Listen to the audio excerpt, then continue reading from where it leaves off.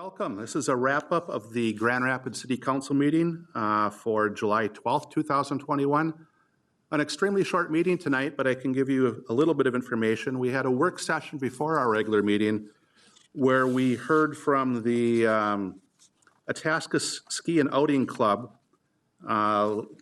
which, among other things, runs the ski jumps out at Mount Itasca. And they have a capital project, a maintenance project that they have been trying to get funded, and they are just about to the finish line on it. They have received about 30,000 of the 35,000 that they need to do the project. Mount Itasca brings in a lot of revenue to the city of Grand Rapids and neighboring cities each year, and provides a great place for youth and adults to recreate and in a safe environment.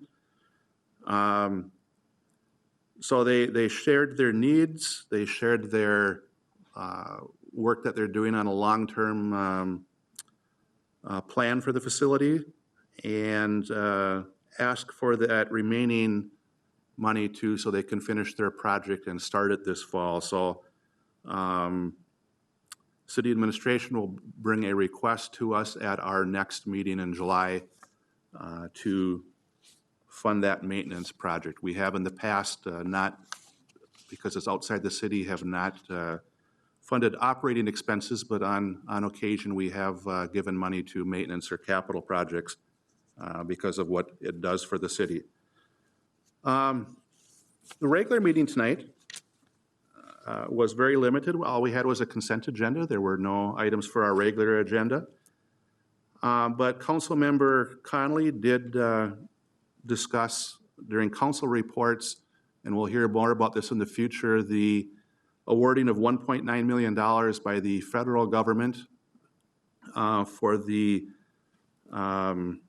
former Ainsworth location to bring water and sewer out to that site, which will certainly allow for a better opportunity to get that property developed. There have been discussions ongoing with the multiple tenants.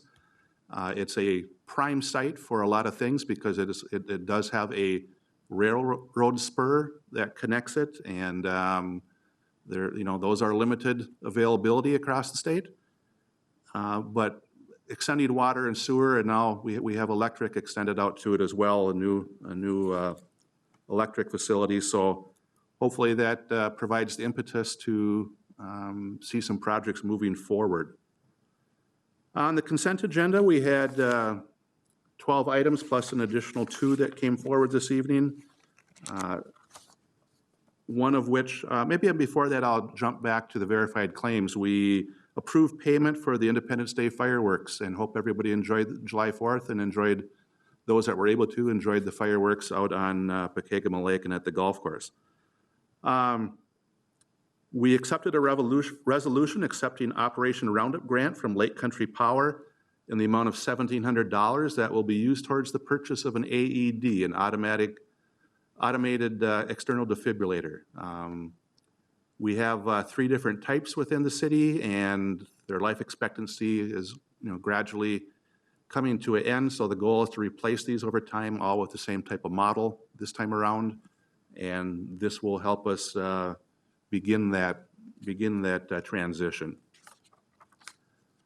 We had some short discussion on the consent agenda around item 9, which was to approve the certificate of approval of a special law relating to the city's ability to impose a local sales tax. And we just wanted to clarify that this is not the vote to go ahead with that sales tax.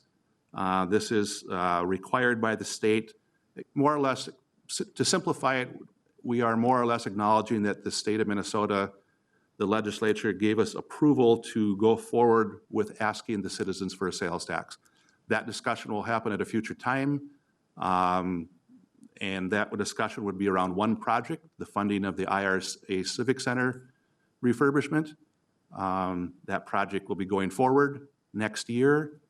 And so at that time, it will be a matter of whether we want to pay for that project through property taxes, which fall only on the citizens of Grand Rapids, or will we asked the citizens to consider a sales tax, which will allow for a broader group of people to help pay for that.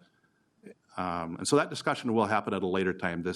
We wanted to make sure this wasn't a vote tonight on a consent agenda to move forward with that, and it wasn't. It was just to acknowledge that the state gave us the opportunity to ask the citizens, and we will have a discussion down the road. And finally, 2 items on the agenda tonight. Didn't want to go without talking about them a little bit. We accepted the notice of retirement of Chief of Police Scott Johnson for the end of July. Chief Johnson has been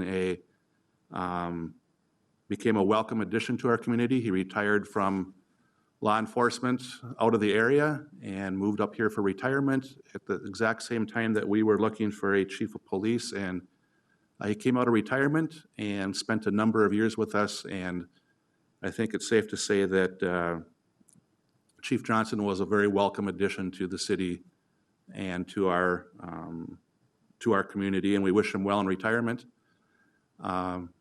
And with that, we approved appointment of Steve Scharr, who's the current Assistant Chief of Police, to the Chief of Police beginning August 1st. And we approved his employment agreement related to that. And so we congratulated Steve, who was in attendance this evening. So